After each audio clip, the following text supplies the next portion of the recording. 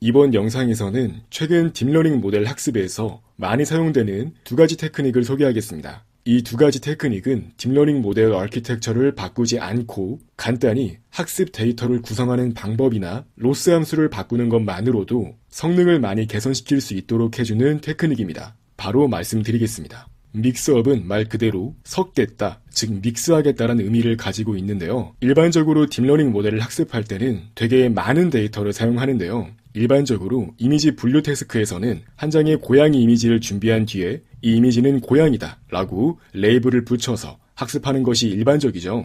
다만 그렇게 일반적인 방법으로 바로 학습을 진행하는 것이 아니라 두 개의 샘플씩 묶어서 학습을 진행하는 방법이 믹스업입니다. 이번 영상에서 다루는 두 가지 테크닉은 실제 논문을 확인해 보시면 보다 자세한 수학적 배경을 확인하실 수 있는데요. 본 영상에서는 간단하게 두 메서드의 핵심 아이디어와 실제 파이톨치 코드상으로 어떻게 구현할 수 있는지에 초점을 맞추겠습니다. 아무튼 믹스업은 이렇게 데이터를 두 개씩 쌍을 지어서 이 두 개를 믹스업한 뒤에 그렇게 믹스가 이루어진 믹스업 된 데이터를 실제 학습 데이터로 사용하는 것입니다. 이를 수학적으로 표현하면 이렇게 표현할 수 있는데요. 다양한 데이터가 존재할 때 이 i번째 데이터와 j번째 데이터를 랜덤하게 매칭시킨 뒤에 이 데이터를 섞어서 x햇과 y햇을 만들어서 이것으로 학습을 진행하는 겁니다. 이때 이미지 분류 모델이라면 이 x는 이미지가 되고 y는 레이블이 되겠습니다. 그래서 결과적으로 이미지뿐만 아니라 레이블도 믹싱을 진행해서 만들어진 이렇게 믹싱이 이루어진 이미지와 레이블을 이용해서 실제로 이러한 이미지와 레이블을 가지고 학습을 진행한다고 이해하시면 되겠습니다. 이때 람다는 두 이미지를 어떠한 비율로 섞을지를 명시하는 건데요. 여기에서 섞는다는 의미는 말 그대로 linearly interpolation을 하겠다는 겁니다. 그래서 완전히 두 이미지가 블렌딩 되는 걸 확인할 수 있고요. 물론 이렇게 정확히 절반씩 섞인 그림을 보면 다소 어색하게 느껴질 수 있지만 이렇게 섞인 그림이라고 하더라도 실제로도 정말 이렇게 섞인 이미지를 학습 데이터로 사용합니다. 물론 람다 값은 일반적으로 이렇게 0.5로 설정될 확률은 낮고요. 일반적으로는 특정 이미지가 더욱더 많은 비율을 차지하는 형태로 학습 데이터가 구성될 수 있도록 합니다. 즉 그래서 수식으로 표현하면 x햇은 x of i와 x of j 사이의 인터폴레이션 포인트 중 하나로 설정을 하는 거고요. y햇 또한 마찬가지로 y of i와 y of j의 인터폴레이션 포인트 중 하나로 설정을 하는 겁니다. 말씀드렸듯이 i번째 데이터와 j번째 데이터를 얼마나 섞을지에 대한 비율은 이 람다 값으로 조절할 수 있는데요. 이 람다 값은 베타 디스트리뷰션에서 매번 추출해서 랜덤하게 섞이는 비율이 뽑힐 수 있도록 해서 믹스업을 진행합니다. 그렇다면 이러한 믹스업을 이용했을 때 왜 성능이 더 좋아질 수 있는 걸까요? 그 이유는 다양한 방면에서 설명할 수 있는데요. 먼저 데이터 어그먼테이션 측면에서 이를 바라볼 수 있습니다. 단순히 하나의 이미지를 어떠한 수정도 없이 그냥 이러한 이미지가 고양이다 라고 분류를 시키는 방법도 사용할 수 있겠지만 매번 어느 정도 랜덤성을 띠는 형태로 데이터 증진을 수행한 뒤에 학습을 시키게 되면 실제 모델은 더욱더 많은 데이터로 학습을 한 것처럼 데이터 어그먼테이션 효과를 누릴 수 있고요. 뿐만 아니라 믹스업 자체가 어느 정도 오버피팅을 방지해주는 효과 또한 존재합니다. 우리 모델이 특정한 이미지가 정확히 특정한 레이블이다 라고 강한 컨피던스를 갖고 학습이 이루어지지 않도록 어느 정도 레귤러라이제이션을 수행하는 효과가 있기 때문에 이 또한 성능 향상에 좋은 영향을 미칠 수 있습니다. 실제 원본 논문에서는 VRM에 기반해서 믹스업 메서드를 제안했는데요. 효과적인 데이터 어그먼테이션 테크닉 중 하나라고 이해하시면 되겠습니다. 간단히 생각해보면 여기 보이는 이미지는 인간이 보기에도 강아지와 고양이가 절반씩 섞인 듯한 이미지인 걸 확인할 수 있습니다. 그래서 이러한 이미지는 고양이이기도 하면서 강아지이기도 하다라는 의미로 레이블링을 해서 모델에게 학습을 진행할 수 있기 때문에 오버피팅이 예방되는 효과가 존재하는 것입니다. 오늘 소개할 두 번째 테크닉은 레이블 스무싱입니다. 레이블 스무싱은 아까 전에 설명드렸던 믹스업과 유사한 부분이 있는데요. 가장 큰 차이점이라고 한다면 레이블 스무싱은 이미지는 건드리지 않고 레이블만 바꾼다는 점이 특징입니다. 레이블 스무싱 또한 마찬가지로 일반화 성능을 높이기 위해서 레이블을 스무딩한다는 점이 특징입니다. 아이디어는 굉장히 간단한데요. 마찬가지로 여러 장의 이미지, 즉 데이터가 존재하고 3개의 클래스가 있다고 가정하겠습니다. 만약에 첫 번째 이미지가 고양이로 분류되는 고양이 이미지라고 했을 때 고양이에 1이라는 확률값을 부여하고 나머지의 확률값을 0으로 할당하지 않고 이런 식으로 레이블을 스무딩해서 정답 클래스가 아닌 다른 클래스에 대해서도 어느 정도 확률값을 부여할 수 있도록 학습을 진행하는 것입니다. 즉 스무딩이란 말 자체가 어느 정도 어떠한 곡선을 완만하게 부드럽게 한다는 의미를 가지고 있는데요. 한번 확률값을 표시해 보시면 원래는 이런 식으로 특정 클래스에 대해서만 1이란 값을 부여하고 나머진 0이란 값을 부여하는 형태로 원래 probability distribution이 구성되어 있다고 했을 때 이렇게 하드하게 구성되어 있는 디스트리뷰션을 스무딩해서 조금 깎아내린 뒤에 이와 같이 다른 클래스에 대해서도 어느 정도 확률값을 부여할 수 있도록 하는 겁니다. 그래서 일반적으로 여기 위에 보이는 것과 같이 완전히 원핫 벡터로 표현하는 방식을 헐드 레이블 방식이라고 합니다. 즉 특정 레이블에 대한 값만 이렇게 높은 값을 가지고 나머지는 전부 다 0값을 가지기 때문에 부드럽지 않고 이렇게 뚝뚝 끊겨서 디스트리뷰션이 나타나게 되고요. 반면에 이와 같이 다른 값에 대해서도 어느 정도 확률값을 부여하도록 하는 것을 소프트 레이블 방식이라고 합니다. 즉 원본 정답 레이블에 대해서만 높은 값을 부여하는 것이 아니라 다른 레이블에 대해서도 어느 정도 낮은 값이라도 부여할 수 있도록 해서 전체 디스트리뷰션이 소프트하게 이렇게 스무스하게 값이 형성될 수 있도록 하는 것입니다. 그렇기 때문에 이름이 레이블 스무딩인 거고요. 즉 레이블 스무딩은 정답 레이블에 대해서만 100%의 확률을 부여하지 않도록 하는 방식이고요. 아까 설명드렸던 믹스업과 유사한 점이라고 한다면 특정 클래스에 대해서만 완전히 높은 값을 부여해서 우리 모델이 오버 컨피던트하지 않도록 만드는 겁니다. 즉 어떤 이미지가 주어졌을 때 그 이미지는 확실히 어떤 클래스일 거야 라고 오버 컨피던트하지 않도록 만듦으로써 정교화 효과를 누릴 수 있습니다. 더불어 일반적으로 학습 데이터는 인간이 직접 레이블링한 데이터를 사용하는 경우가 많기 때문에 실제로 이미지넷과 같은 데이터셋만 보더라도 잘못 레이블이 붙어있는 이미지가 상당히 많습니다. 즉 사람의 실수로 인해서 데이터 자체도 잘못되어 있을 가능성이 높기 때문에 특정 데이터에 대해서 완전히 100%의 높은 컨피던스로 분류하도록 만드는 것은 다양한 문제를 야기할 수 있습니다. 그래서 그러한 측면에서 레이블을 스무스하게 만들므로써 일반화 성능을 높이는 것이 레이블 스무딩 기법입니다. 자, 이제 코드를 확인해 보겠습니다. 전체 코드는 제 GitHub 저장소에서 확인할 수 있고요. 오늘 설교하고 있는 레이블 스무딩과 믹스업 테크닉은 다양한 논문에서 이미 활용된 적 있지만 특히 Bag of Tricks for Image Classification 논문에서 해당 두 테크닉이 효과가 뛰어나다는 것을 다시 한번 보여주었기 때문에 이전에 본 논문을 리뷰하는 과정에서 소개한 적이 있었습니다. 그래서 여기 논문 아래쪽에 이렇게 시파10에 대해서 학습 코드를 제공합니다. 여기 보이는 4가지 코드 중에서 이 레이블 스무딩과 인풋 믹스업을 같이 사용했을 때가 가장 결과가 좋은데요. 그렇기 때문에 여기 보이는 시파10 with label smoothing and input mixup 코드를 확인해 보겠습니다. 말 그대로 시파10 데이터셋을 믹스업과 레이블 스무딩 두 가지를 이용해서 학습을 진행한 건데요. 이 두 가지를 이용하지 않았을 때보다 더 성능이 개선되는 걸 확인할 수 있습니다. 또한 전체 코드는 여러분이 구글 계정만 있으시면 이 구글 콜앱을 통해서 바로 실행해 보실 수 있습니다.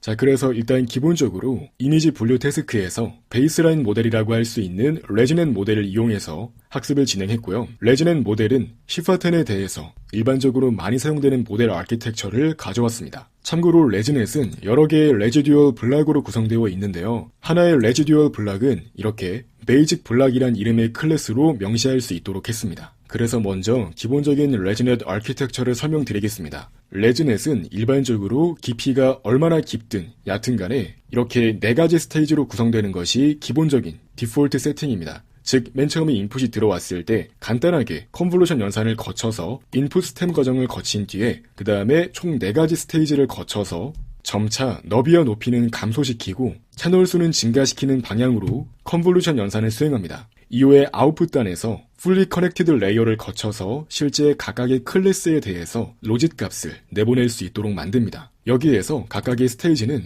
여러 개의 레지듀얼 블럭으로 구성되는데요. 이때 이 레지듀얼 블럭이 현재 이 코드에 보이는 베이직 블럭이라 보시면 되겠습니다. 즉 하나의 레지듀얼 블럭은 컨볼루션 연산, 배치 놈 연산, 그리고 렐로와 같은 액티베이션 펑션을 이용해서 반복적으로 포워드를 진행하는데요. 여기에서 핵심이라고 한다면 바로 레지듀얼 커넥션입니다. 이것은 스킵 커넥션이라고도 불리고요. 기본적으로 인풋 X가 들어왔을 때 컨볼루션 연산, 배치 노멀라이제이션 연산, 렐로 이것을 수행한 뒤에 또 마찬가지로 컨볼루션 연산 그리고 배치 놈 연산을 수행한 뒤에 이렇게 나온 아웃풋에 기존에 입력으로 들어왔던 X를 그대로 연결해서 더해줄 수 있도록 하는 것입니다. 레지듀얼 러닝의 핵심 아이디어고요. 참고로 레지듀얼 블락에서 너비와 높이 값을 감소시키고자 할 때는 이 스트라이드 값을 조절함으로써 아웃풋 값으로 나오는 텐서의 너비와 높이를 줄일 수 있습니다. 그래서 실제 레지넷은 바로 이렇게 정의되는데요. 말씀드렸듯이 레지넷은 총 4개의 스테이지로 구성된다고 했습니다. 이 각각의 스테이지는 여러 개의 레지듀얼 블락으로 구성되는데요.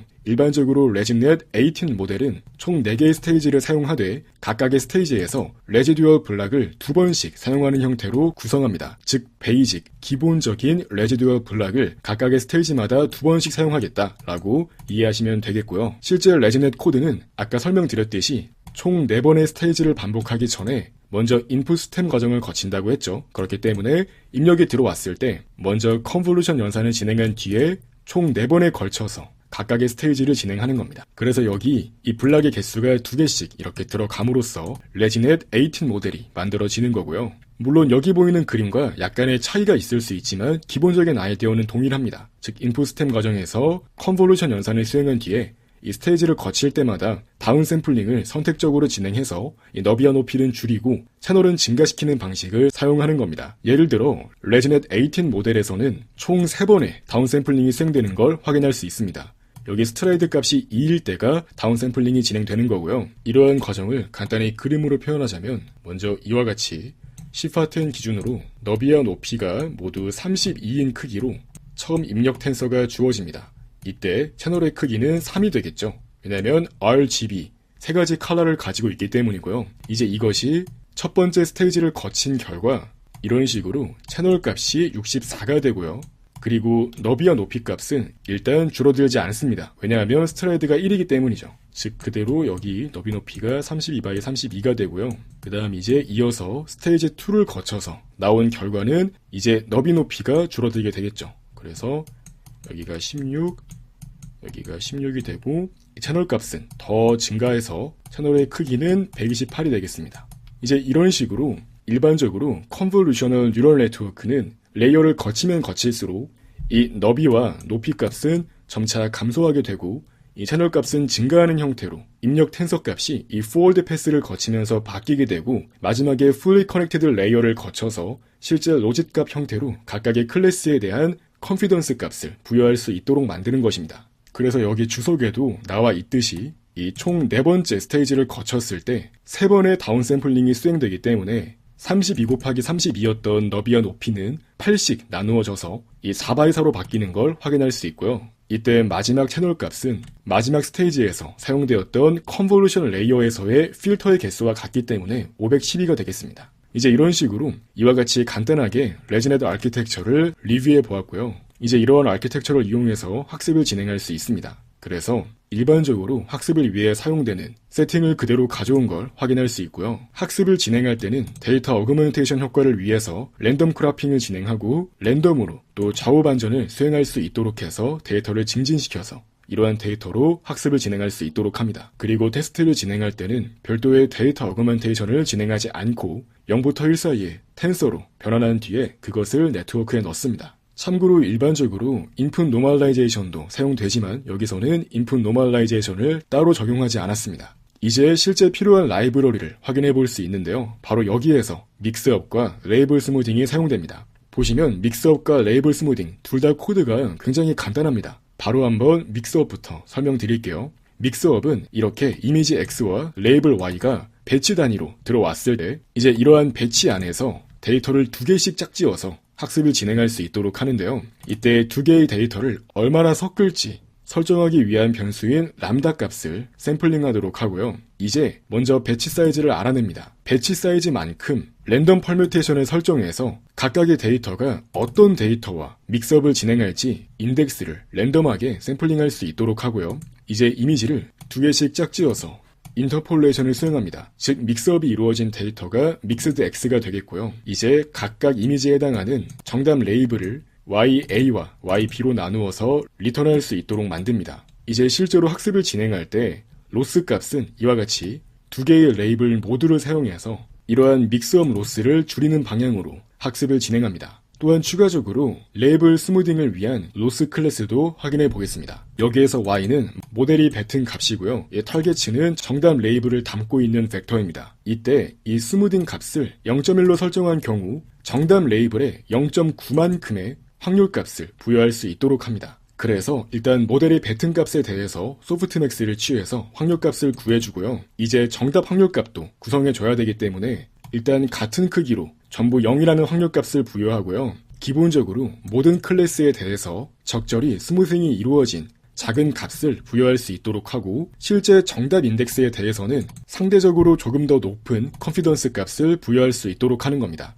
즉 디폴트 세팅이라고 한다면 실제 정답 레이블에 대해서는 0.9만큼의 확률값을 부여하고 나머지 10%는 나머지 클래스에 대해서 모두 균등하게 유니폼하게 확률값을 부여하는 겁니다. 그래서 결과적으로 모델이 뱉은 값이 그렇게 스무싱이 이루어진 정답 디스트리뷰션과 같아질 수 있는 방향으로 학습을 진행하는 겁니다. 이제 이와 같이 레이블 스무싱과 믹스업 이 두 가지 테크닉에 대해서 실제 파이톨치 구현을 확인해 보았습니다. 자, 그래서 실제 학습을 진행할 때는 일반적인 옵티마이저를 그대로 사용하되 기본적인 크로스 엔트로피가 아닌 방금 전에 정의했던 이 레이블 스무징 크로스 엔트로피를 사용해서 실제 로스 함수를 정의하고요.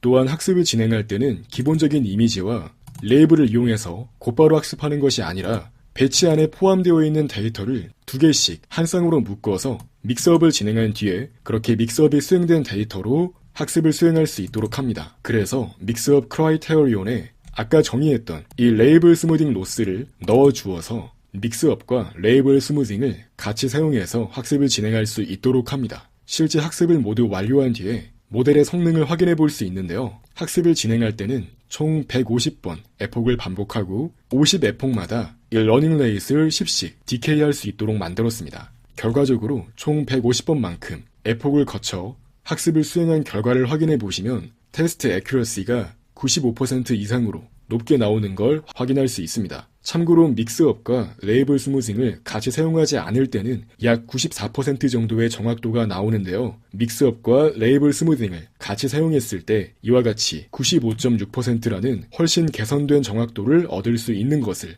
확인할 수 있습니다.